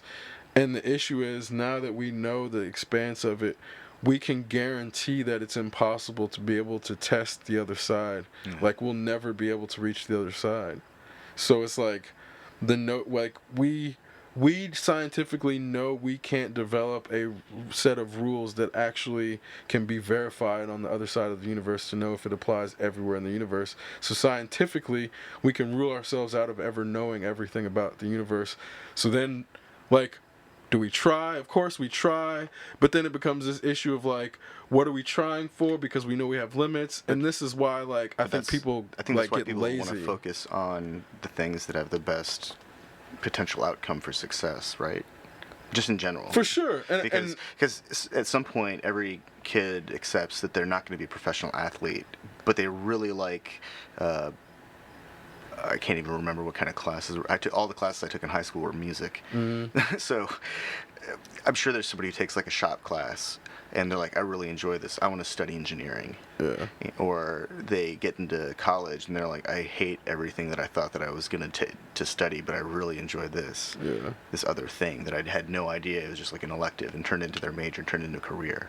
And so I think that at some point, everyone starts focusing on something that has, because they can see a better path to succeeding within either the framework of like short-term goals or long-term goals, right? I mean, people don't. I'm sure there are people who shoot the moon every time. Well, I think those are the people who tend to pull society forward, because then what ends up happening is a lot of people get in the stasis mode where they want to maintain their comfort, their comfort zones, and that's kind of where it's like, this is like the back and forth that it seems to be that we have with society, and like whether you want to call them robber barons or like the robber barons in some cases, They're visionaries and futurists in other cases. They're philanthropists in other cases. But, you know, it all comes down to because people get like information and capital accumulations or discoveries. So like I would say like I don't know how much nobody knows how much money Einstein had in the bank. Nobody cares about how much money Einstein had in the bank. We care about his contributions to the wealth of knowledge and physics. Well, surely he was well compensated at Maybe, some point. maybe not. That'd be unfortunate if he Maybe wasn't. I mean, how do you know? You have like nobody has any No, idea. that's the thing. Because we don't focus on I just it. kind of assumed that he was always fairly well compensated for. We his assume that about contributions. everybody who makes wealthy contributions to society because I think we value knowledge contributions in the same way. So this gets back to the notion of like, you know, somebody like Van Gogh dying poor. Like I think a lot of people would have assumed he died. Like I think a lot of people assume most artists that we see as, like masters, especially or in any field, die wealthy. But in a lot of cases they don't. It's like I want to say it's probably more rare for artists, especially musicians, to become wealthy. Like it's guaranteed more rare for musicians and visual artists to become more wealthy because otherwise like the whole starving artist thing wouldn't be a thing. Yeah. Like even down to the notion of like graphic artists aren't even considered real artists. We also, and they're the ones that get paid like, the most. We also like frequently. our artists to be, deeply focused to the point that they seem to be misanthropic or they just don't fit into society. We like them like that. We like them to be troubled and a little crazy and because it makes the story more interesting, and we want them to have to struggle because that's reflected in their art and it's something that people want to relate to. I think these are just my perceptions having been on like the creative side. Is it chicken or egg though? Because is that where art comes from? Because it's like the real novel new art. It doesn't come from a place of like comfort, because that's why Kurt Cobain's shit sucked when he fucking got rich. That's true. You see, I mean, but this is like you can point to people. In Utero had some of the most complex performances and probably the best sound. I mean, like from like a Sonic's perspective. But that's because it's all produced. But it was like so it's because heavily he had produced because he had all access, the money. And exactly. the So it's not consoles like it just sounded good, but it didn't. You're right. It didn't. It was a different version of Nirvana. I mean, just look at Prince, man. Like, Prince's later shit is like sonically. Okay, let me see how to phrase this.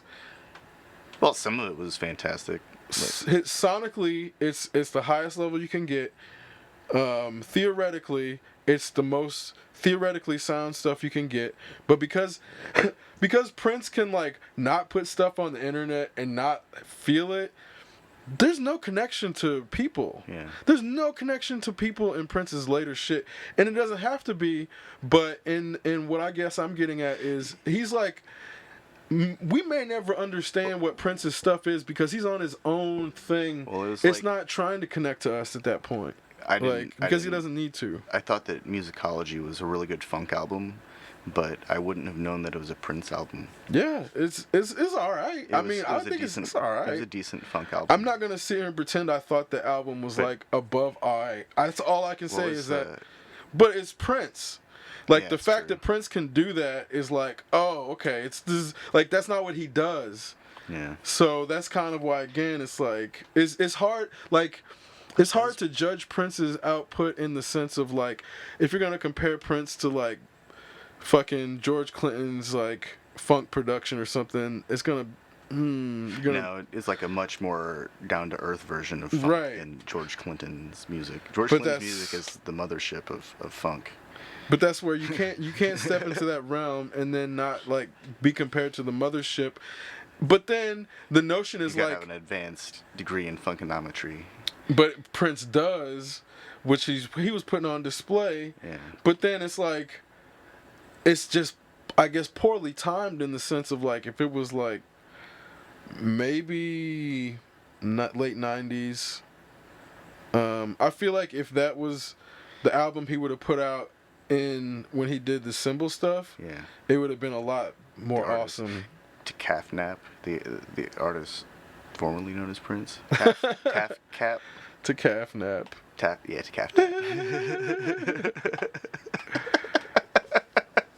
I guess with the nap, because it's a K and. Yeah. Taff Cap. Yeah, man. Taff Cap. Yeah. Oh man. Well, and that's You know the Taff Caps when he did 7, right? yeah. That was good. That was See, awesome. that was song. a great song. Yeah. And I felt like that was But the album wasn't great. the album wasn't great, but that song was really good because it was like nothing else on the radio, and it had its own thing. Nothing going else had on. ever been made. Nothing really sounded like it. Yeah, that's why that was a good. It holds up today. Like that song still is fucking amazing. Like Yeah. that song, and the the words. You don't know if they have meaning or if they're just like The ramblings of some right, acid and hallucination. it doesn't even matter though. And this gets back to when you make something that transcends, it doesn't matter. And I think like what people get hung up on like shit mattering at the end of the day.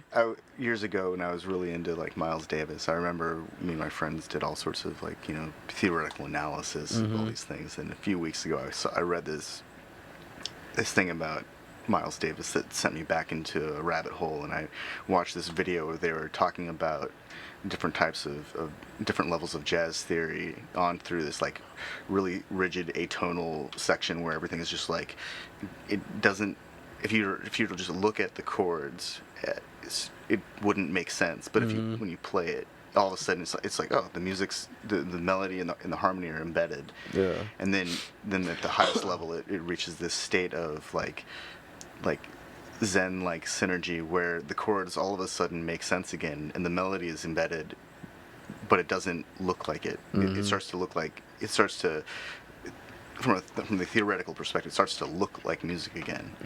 And it was interesting to me because this person had taken this what I considered to be just like this is what jazz sounds like cool jazz is what it sounds like. This is what more modern Miles Davis sounded like, and it's like turned it into this word salad. The chord names, the chord structure made sense to me, but I'm looking at it's like, man, we never took this that far because I just wanted to enjoy it for the most part, and just like have a better idea of what was going on. But there's this like level of theoretical analysis that it's like when scientists will take a sample of something and pulverize it, and then they'll put it in a centrifuge to separate it, and then slowly separate every single compound, or do like spectrum analysis so they can see exactly what's going on in it, and they'll say, oh well, it's comprised of this percentage of this and these things, and it has traces of this or whatever else. Like at a certain point it's no longer what it was before. Now it's the theoretical dissection of what it was, and it was really surreal. I wasn't sure like what to think by the end of it, other than like, wow, they took it too far. Yeah, and academia often does in that. I just happened to listen to a Miles Davis interview probably like 2 months ago, cause like I was going on a kick of like listening to interviews from older people like James Earl Jones and like Dick Gregory and like Miles Davis and shit like that from like the 80s, just to see like what things were what things were How happening. they talked back then. Even. Yeah, it's really crazy. But like hearing Miles Davis talk about the trumpet and how you can make so many sounds with that instrument and have the limitation of it. It is like, I think to have the notion of somebody trying to like break it down to a formula completely misses his intention of like trying to meld with the instrument and make unique sounds that like nobody else can make because they're not him. Like it's the notion of like making the human part of the instrument as an instrument in itself, in that if you DJ, technically it's the same turntable, but we're gonna have a different way of approaching it, so our instrumentation in the human is gonna result in a different sound Like, even if we play the same tracks. Yeah. Like, if we played the same exact tracks in the same order, because of our human instrument, the sound is going to be different. And I think that's, like, Minor what variations trying in to... the way, even if people follow a instructional paradigm for how Yep. to mix tracks, there are going to be slight variations in how people move the faders or how Well- they turn knobs, and because it's hard to, it's near impossible to replicate someone else's touch because we'd have different nervous systems. Dude, the Great British Bake Off, Great British Baking Show, everybody gets the same instructions on some of these And challenges. they still make it all differently. Yeah, and it comes out so different. It comes out so different. And you can see they're all following the same instructions, Yeah. but interpretation of instruction is the human instrument. Yep. So I think it's interesting to, like, I'm working in, doing all my dissertation stuff, and to see, like, there's a lot more qualitative research making it into academia now as being accepted, but then it's like, on the other hand, it's interesting to see what people are trying to, like, code and analyze as, like, something that can be, like, formulated or turned into a formulaic, predictable set of statistical points on a chart. And it's like, it's really, like, on the one hand, it's dangerous, but on the other hand, humans are super predictable. Like, we do have these fucking programs that we all run, and it's like, it's interesting to have this notion of individuality in a species that has so many common programs, where it's like, Especially since we live in a culture of routines. mm-hmm. Everything is a routine. Yep. And when people miss aspects of the routine, their entire days fall apart. Mm-hmm. And Forget your deodorant and see what happens. yeah, you have one bad day leads to two, which turns into a bad week, and the next Yeah. thing you know, Yeah. like your entire subroutines have been thrown off. Yep. And then that's when people need to get their shit back together. I think that's one of those things that I don't hear about enough. I feel like there was a phase when everyone was in their 20s, when I knew was in their 20s, where it was like, oh, man, I need to get my shit together. I need to get my shit back together. Mm-hmm. And there's this component to it where it's like acknowledging that they were slipping or not meeting their own expectations of their standards for themselves. And I think that's a concept that has slowly become less outspoken. Yeah. I don't, and that's not to say that like everyone, no, not everyone is falling apart or something like that. Well, you can't put it on social media. That's true. And there was It's like an unspoken rule, because otherwise it's like a it's public meltdown if you do. Yeah. And nobody wants to have that public meltdown on their fucking social media record. Nobody wants to. Like, it's not good. And I think the issue is, like...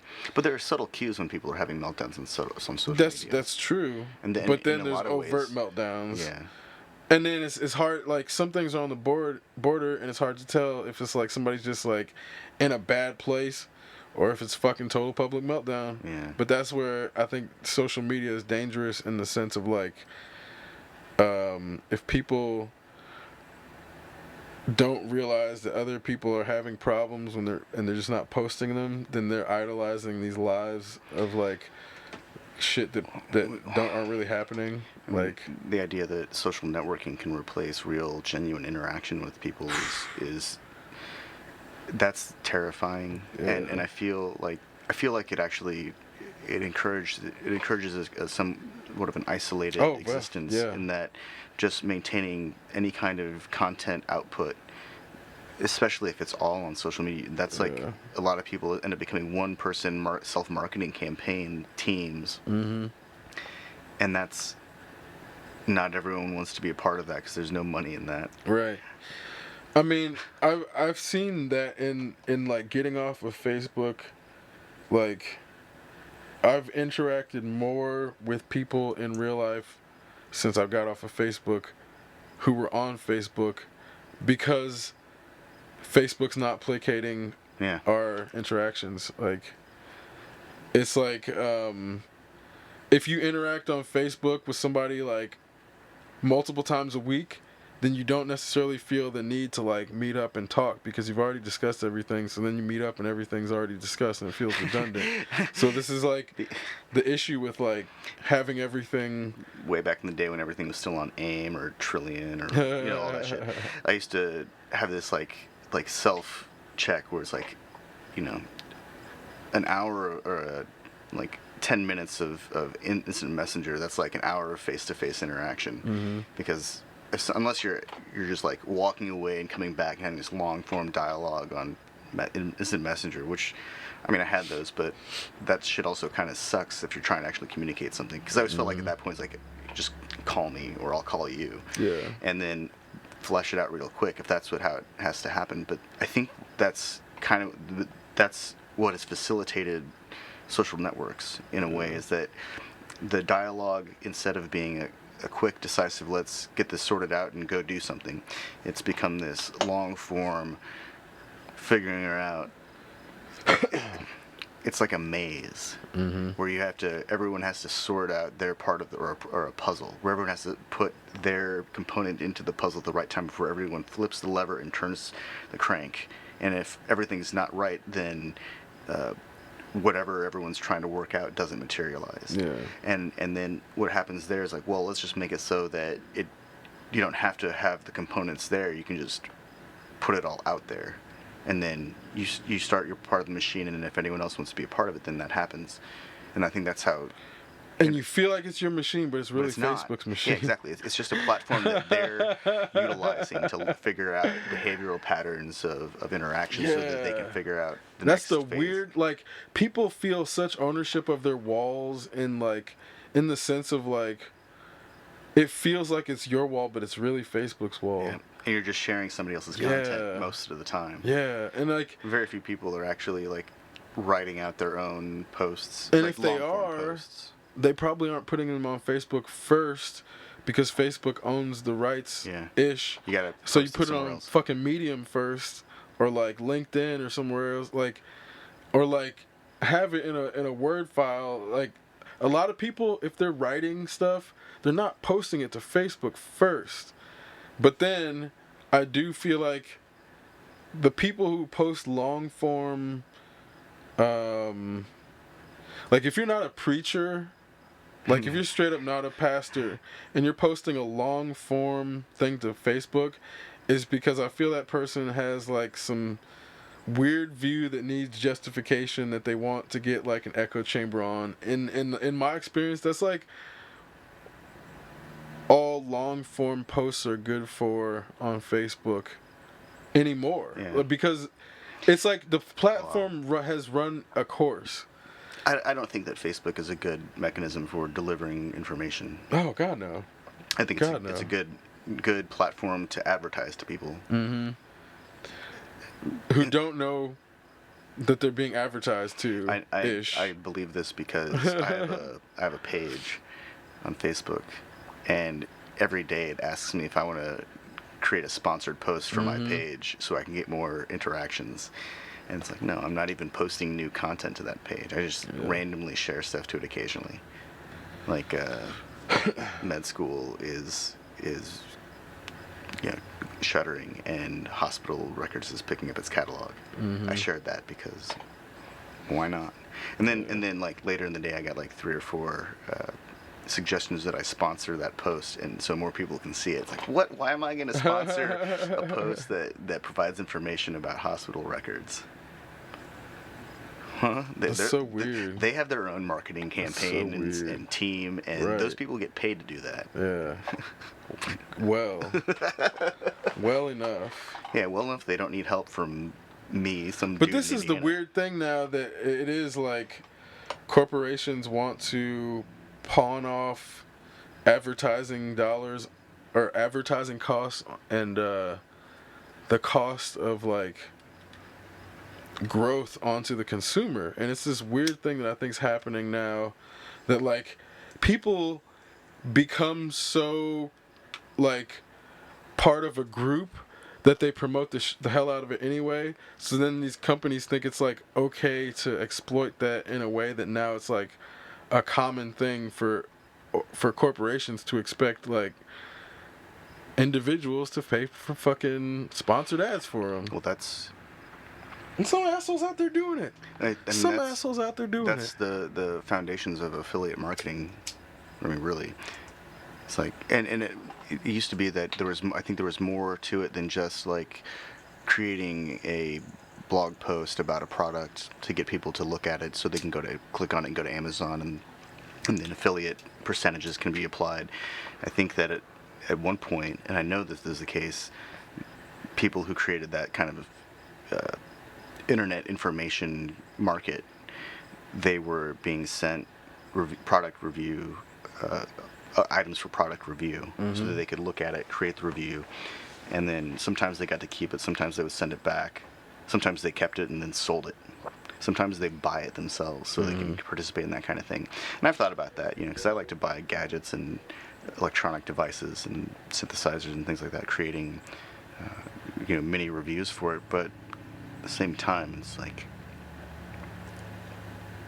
the paradigm is changing, and it's not quite as lucrative as it used to be, because now when you search for anything, there's, well, practically anything that has some kind of broad consumer appeal, there are hundreds of pages of reviews that are all the same reiteration of the product's fact sheet and specs, and then a brief introduction and conclusion about what the author may or may not know about it.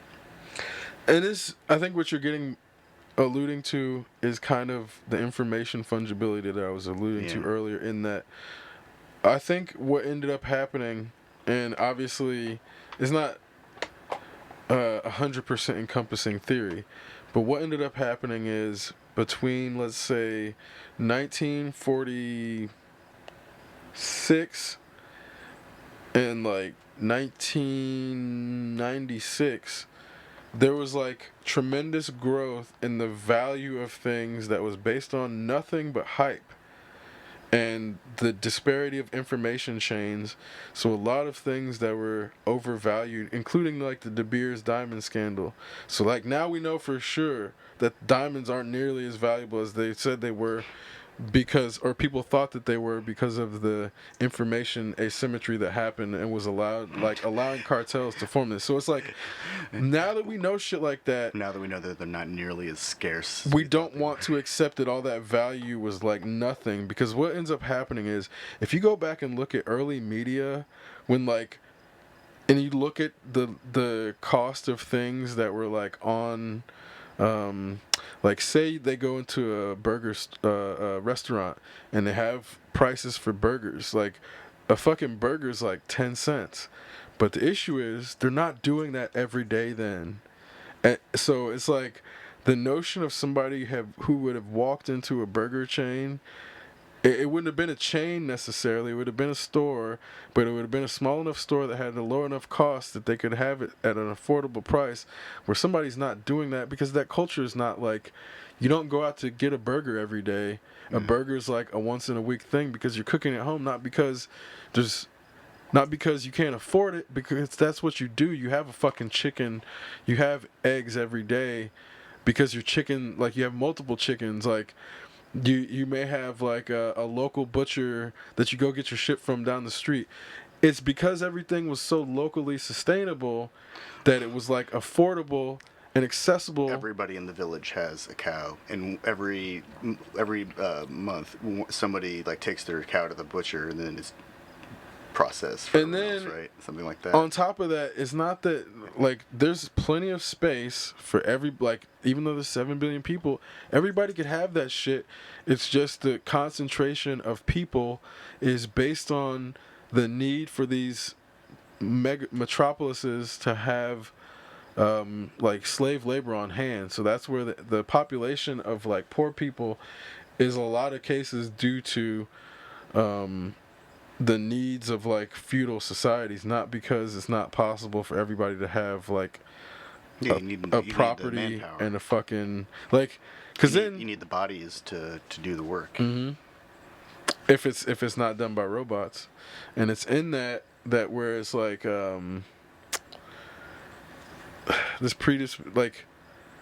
this inefficiency is due to this cycle of trying to keep these like major growth exploitative cycles where it's like somebody needs to make like hundreds of thousands and millions and billions and trillions of dollars because that's the trajectory we've been on, whereas like they've never, like it's never been posed as a society that we start measuring the productive output of society on the capacity of like family and friends to have quality time together rather than somebody's capacity to like take out a mortgage on a home.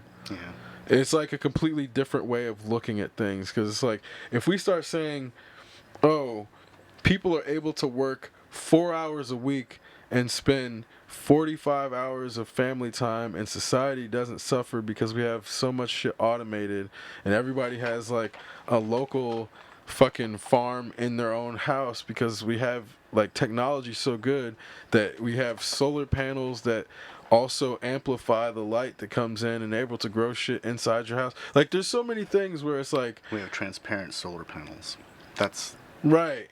Transparent, like, because it's not even about being transparent. If they were like somehow amplifiers, like, which it would have to be cheaper than like the long-term cost of building an right.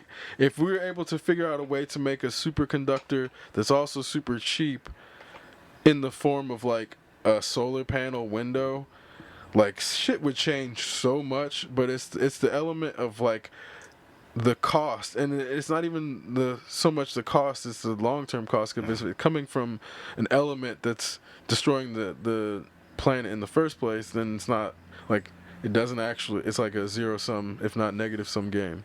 So this is the problem of like finding positive-sum games where we're actually like, you know, making solar panels that aren't just because like think of it this way, what if it's because we use like single cell amoeba injected, like we might be thinking in the wrong direction. Like maybe we need to make living solar panels or some shit that are like living, infused with life, or Everybody something, like, has instead a of just being an bucket element of, that's like whittled, you know.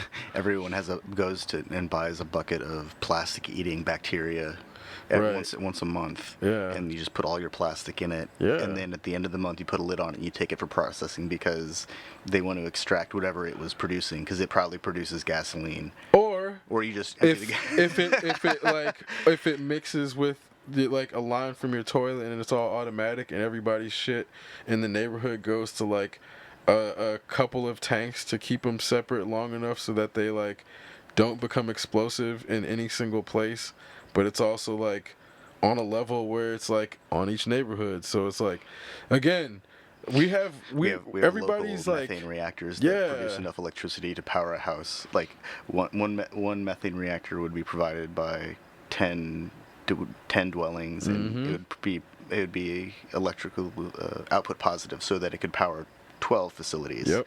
And those 2 overflow facilities would really just be capacitors to maintain stability of that short grid. If you and then you tap that into the other short grids, and the thing is, if it's connected to something like that's including like a rainwater amplifier, or you know, that's using another source of electricity that's cheap enough to add to the chain, that's like adding a natural sustainable form of electricity into the amplification like pool, it's like we're wasting our shit, man. Our shit is like 100% the collective wasted. urine stream could turn a small turbine Yep. to power the computers that Sure keep could. track of the other subsystems. Wasting that fucking shit and piss. I mean, if you know, and part of it is like, yeah, there could, instead of sewers, there should be Generators. farms that are using all that shit that's like been processed and like collected and recycled like they do for NASA to feed other animals or other plants. Because again, it's like I don't think we should be eating plants that are fertilized by human shit. I think that's how we end up with mad cow. Yeah. But if it's like put I mean, in another chain, there's got to be a way to extract like the chemicals and minerals that are present in it, and then use the remaining like material, because it's all carbon. Yeah. use the carbon in some other process. There's got to be a way to reuse it to maybe it can turn into next generation carbon nanotubes or Yeah, carbon yeah, fiber, something. race car made out of reconstituted human carbon deposits. It's the The car is a strongest. piece of shit. It's not the In a strongest, good way. and it's not the fastest, but it's a piece of shit. Oh man. Yeah. Or this piece of shit's the fastest car on the lot. Yeah. I think it sounds like way shittier than it would be in application. Yeah. Yeah.